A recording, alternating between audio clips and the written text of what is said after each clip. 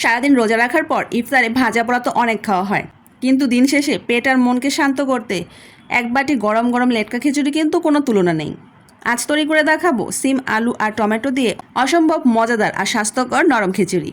এর জন্য প্রথমে একটি হাঁড়িতে দিয়ে দিচ্ছি প্রায় হাফ কাপ পরিমাণ সয়াবিন তেল, 1/3 কাপ পরিমাণ পেঁয়াজ কুচি, কাঁচামরিচ ও পেঁয়াজ একসাথে পেস্ট করে রেখেছিলাম, সেখান থেকে 2 চা চামচ পরিমাণ দিয়ে দিচ্ছি 1 চামচ পরিমাণ আদা রসুনের পেস্ট।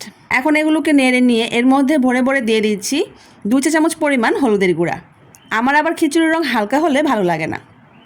এখন দিয়ে দিব 1 চা চামচ পরিমাণ মরিচের গুঁড়া, 1 চা চামচ গরম মশলার গুঁড়া, আপনারা এখানে আস্ত গরম মশলাটাও ব্যবহার করতে পারেন। দিচ্ছি 1 চামচ ধনিয়ার গুঁড়া।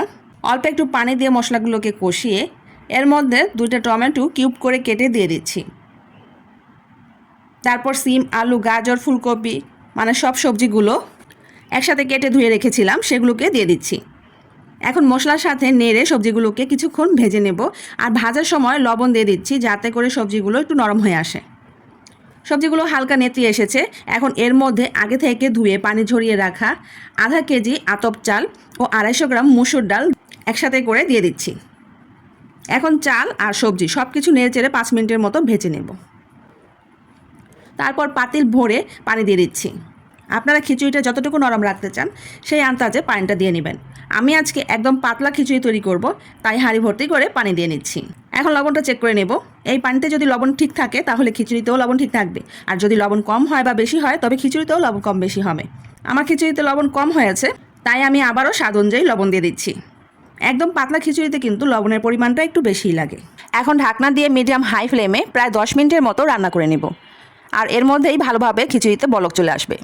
প্রায় 11 মিনিট পর দেখুন কেমন খারাপভাবে বলক চলে এসেছে। এখন চুলার আঁচ মিডিয়াম লোতে করে দিয়ে বেশ খানিকক্ষণ রান্না করব, যতক্ষণ না খিচুড়ির ঝোল ঘন হয়ে আসছে। আমি প্রায় 30 মিনিটের মতো চুলায় বসিয়ে রেখেছিলাম। দেখুন খিচুড়িটা কীরকম ঘন হয়ে এসেছে। এখন এর মধ্যে একটুখানি ঘুটনি দিয়ে দিচ্ছি যাতে করে খিচুড়িটা আরও মাখা মাখা হয়ে আসে। এখন এই খিচুড়িটাকে আরও টেস্টি করতে এর মধ্যে আমি আগে থেকে রান্না করে রাখা ঝোলসহ মাংসের তরকারি দিয়ে দিচ্ছি। শুধু এমনি খিচুড়িটা খেতেও ভালো লাগতো, কিন্তু এই রান্না করা মাংসের তরকারি অ্যাড করাতে এই খিচুড়ির স্বাদ বহু গুণে বেড়ে যাবে। তার সাথে দিয়ে নিয়েছি হাত ভরে ভরে 2 মুঠ ধনেপাতা কুচি। খিচুড়িটা দেখতে যা হয়েছে না, একদম কালারফুল, খেতেও কিন্তু তার থেকে অনেক বেশি স্বাদের হবে। আর এই স্বাদ আরও বাড়ানোর জন্য এর ওপর দিয়ে ছড়িয়ে দিচ্ছি 1 টেবিল চামচ পরিমাণ ভাজা জিরার গুঁড়া, 1 চা চামচ গরম মশলার গুঁড়া ও 1 টেবিল চামচ পরিমাণ দেশি ঘি। ব্যাস, ইফতারের জন্য একদম পারফেক্ট স্বাস্থ্যকর খিচুড়ি তৈরি। এই ধোয়া ওঠা খিচুড়ির সাথে যদি আপনারা 1 টুকরো লেবু বা আচার সাথে নিয়ে ইফতারিতে খান তাহলে কিন্তু আপনার ইফতারিটা একদম জমে যাবে। আপনারা যারা সবজি দিয়ে এরকম নরম খিচুড়ি পছন্দ করেন তারা কিন্তু আমার আজকের রেসিপিটি ট্রাই করতে পারেন। ভিডিওটি ভালো লেগে থাকলে অবশ্যই কমেন্টে জানাবেন, আর পাশে থাকতে সাবস্ক্রাইব বা ফলো করতে ভুলবেন না। সবাই ভালো থাকবেন, সুস্থ থাকবেন। ঈদ মোবারক।